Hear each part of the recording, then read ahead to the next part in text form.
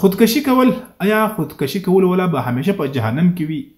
آیا د خودکشي کولو لپاره موږ دعاوې کولی سو؟ د خودکشي کولو لپاره د جنازې لمونځ شته او که نشته؟ نو راسئ چې دغه موضوع درته بیان کړم. ډېر خلک دې باره کې پوښتنې کوي، سوالونه کوي. کم انسان چې خودکشي وکړي، خودکشي کول دغه د الله په امانت کې خیانت کول دی، ځکه چې ژوند دا د الله امانت دی در سره، هېڅکله په دې کې خیانت ونه کوي. نو چې کله انسان خودکشي وکړي، دا ګناه کبیره وکړه او دی به د ډېره وخته پورې په جهنم کې وي او ځان ته به داسې تکلیف رسوي لکه څنګه چې د مرګ په وخت کې خپل ځان ته تکلیف رسولی. کله چې انسان ځان ته اور ورکړي، هغه به په ورځ د آخرت دا خپل ځان ته اور ورکوي، بیا به الله سم کې، بیا به د خپل ځان ته اور ورکوي.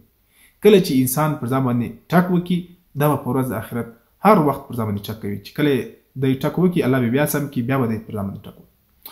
خو به هر حال خودکشي کول والا هغه به خپل سزا په جهنم کې تیروي، بیا به ځي جنت، همیشه به په جهنم کې نه وي.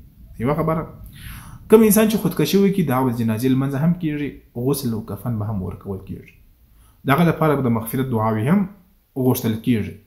خودکشي کول کفر نه دی، خو لیکن ډېر سخت ناروا عمل دی. که چیرې مؤمن مسلمان هېڅکله هغه د خودکشي په باره کې سوچ او فکر هم نشي کولی.